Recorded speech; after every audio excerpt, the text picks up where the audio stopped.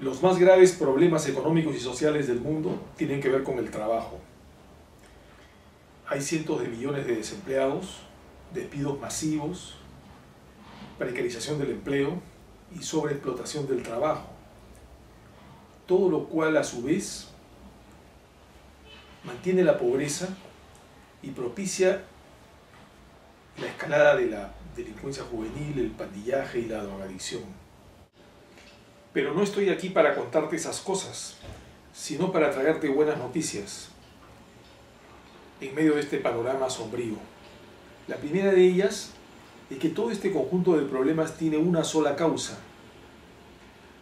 Para entender cuál es esa causa, vamos a hablar de la productividad. En los años 90, cuando trabajaba como director de arte, sobrevino la gran revolución informática y en poco tiempo pasé del tradicional tablero de dibujo a la computadora.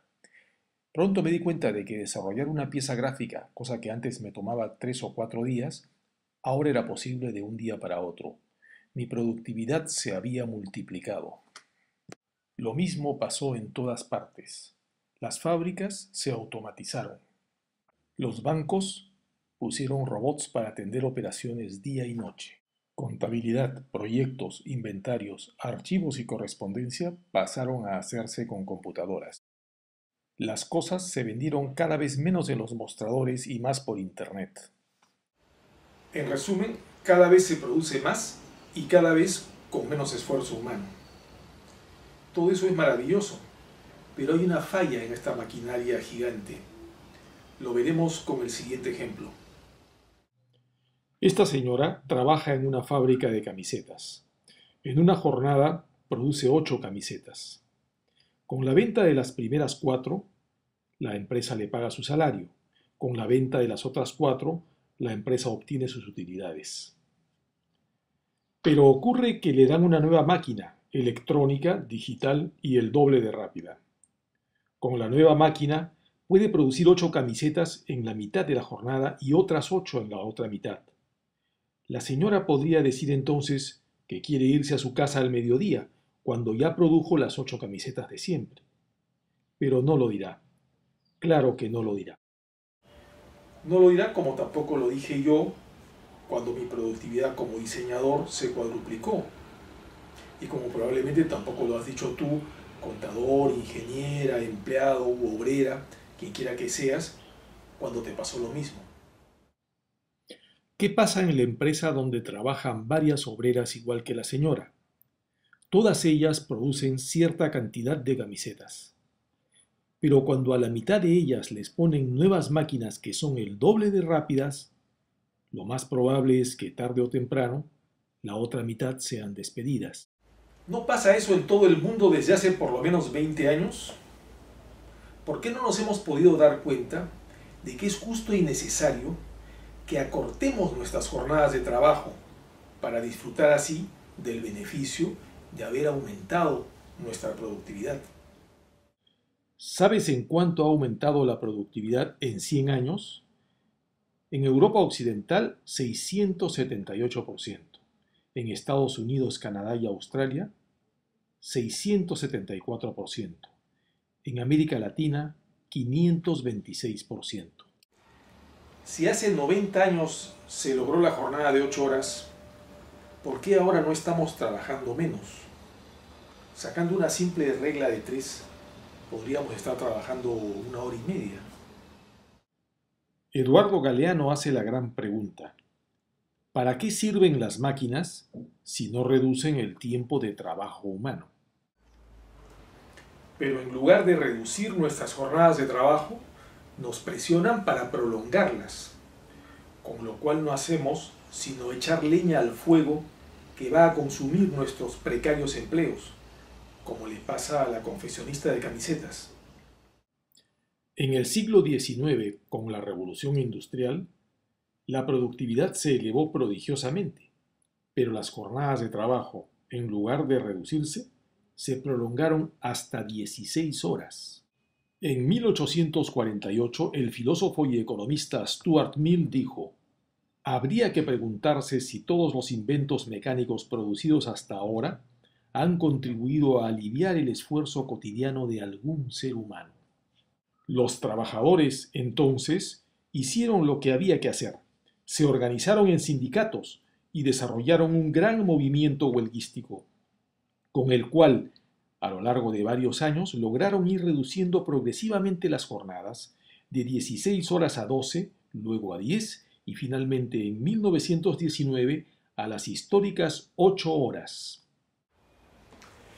El resultado de ello no fue, como equivocadamente pensaron algunos, la debacle económica y la quiebra de las empresas obligadas a pagar más salarios, sino todo lo contrario, sobrevino la prosperidad. Esta paradoja tiene una explicación muy sencilla. Si en una fábrica trabajan 2 personas y afuera de ella hay otras 2 desempleadas, ¿qué pasa cuando reducimos a la mitad la jornada laboral? Lo primero es que la empresa contratará a los 2 desempleados para cubrir las horas de trabajo faltantes. Pagará entonces 4 salarios en lugar de 2. Pero, y aquí viene lo interesante, los productos de esa fábrica, como los de todas las empresas, van al mercado a ser vendidos. Y en las tiendas, donde antes había 2 compradores, ahora, como hay nuevos trabajadores, hay nuevos consumidores, y las ventas serán el doble, y las utilidades de la tienda, como las utilidades de la fábrica, se duplicarán. Esto explica por qué en el siglo XIX, cuando se redujo las jornadas de trabajo, la economía prosperó en lugar de entrar en crisis. Pero hay otra explicación más profunda que viene a reforzar la anterior. Tiene que ver con la conformación del capital. En la producción, el capital se divide en 2 partes. La primera la constituyen las maquinarias, los insumos, los edificios y la tecnología. La segunda está constituida por los salarios, que retribuyen la fuerza de trabajo humana.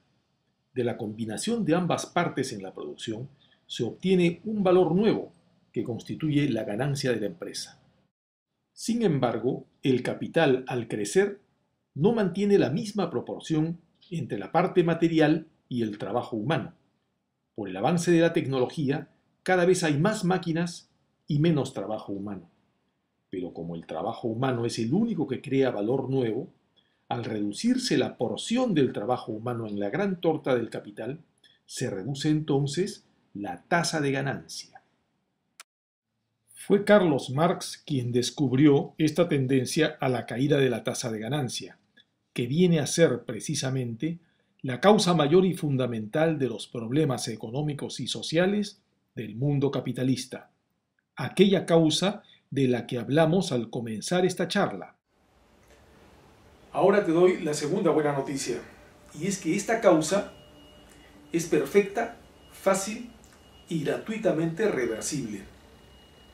Lo que tenemos que hacer para acabar de una vez por todas con este desquiciado estado de cosas es reducir la jornada en proporción con el aumento de la productividad, estableciendo para comenzar una jornada mundial de trabajo de 4 horas. Luego, conforme continúe avanzando la tecnología, se medirá cada 10 años los aumentos de la productividad para reducir la jornada en exacta proporción, como es lo justo, como es lo necesario y como precisamente este sistema neoliberal ha sido y es absolutamente incapaz de hacer. Así podríamos tener 10 o 20 años después de conquistadas las 4 horas, jornadas de 3 o de 2 horas. Dedicaríamos al trabajo una parte muy pequeña de nuestra jornada y el resto del tiempo seremos, por primera vez en la historia, seres humanos libres. Y no habrá más desempleados, ni más despidos, ni más miedo.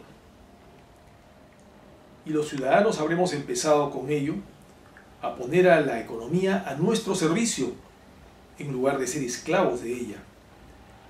Habremos emprendido así el camino de nuestra liberación.